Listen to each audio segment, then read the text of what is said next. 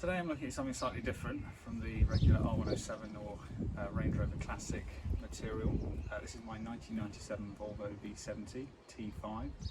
It's a manual, so those of you who know Volvos of this era will know that back in the day these were a beast.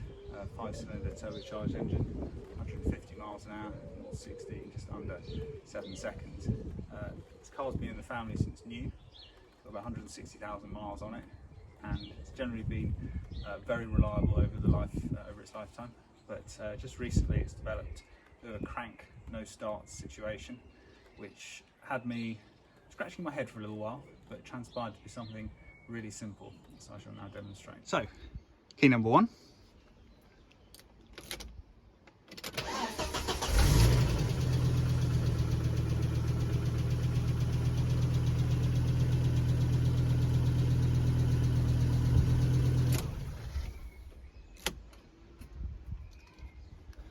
Key number two.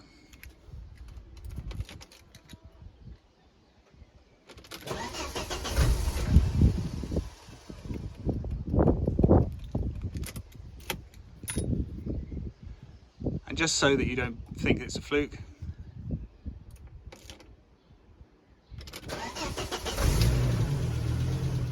so what I think is happening is that the chip inside the key that happens to have the remote fob hanging off it has failed and is not communicating properly with the antenna ring for the car's ignition security system.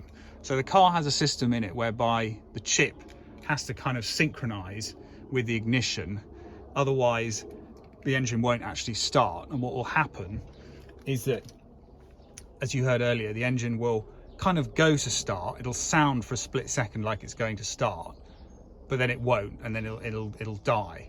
So it's a subtly different behavior from a crank no start caused by perhaps the camshaft sensor failing or the fuel pump relay not activating. And in those situations, typically the crank will sound a bit more dead, if that makes sense.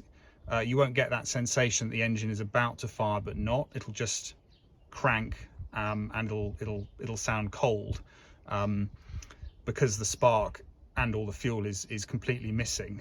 Whereas in this scenario, the spark is there momentarily, and I believe the injectors still fire, but then the spark goes away again because the circuit in here has not been synchronized. Now, what confused me a little bit originally was that I had in fact tried both keys, and originally the symptom was the same. The car did not start.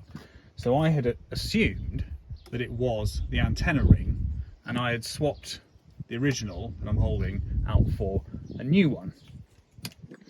Now, having done that, I went to start the car with this key, no difference. So obviously I was rather disappointed.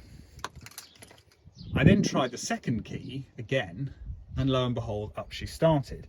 So I can only conclude that in fact both the ring and one of the two keys were at fault. And this is supported by the fact that when I plugged my VOL-FCR software into the car originally, it did actually throw a code for this. So it's unusual to get such a coincidence of failures, but occasionally these things do happen, and it kind of has to be because the car's now starting, but only with this key. There's obviously the variety of other things that can cause a crank no start with these cars, common ones being the fuel pump relay, which is located up in the main fuse box up here on the right hand drive car. Camshaft sensor, which is kind of down here on the right side of the engine block as you look at it. That can sometimes get a bit covered in oil. You've also got the engine relay, which is inside the fuse box here. If that fails, that will stop the injectors from firing. So obviously that will cause a crank no start situation as well. Two other kind of Volvo P80 tips I would give. There's a very well-known YouTuber called Robert DIY based in the US.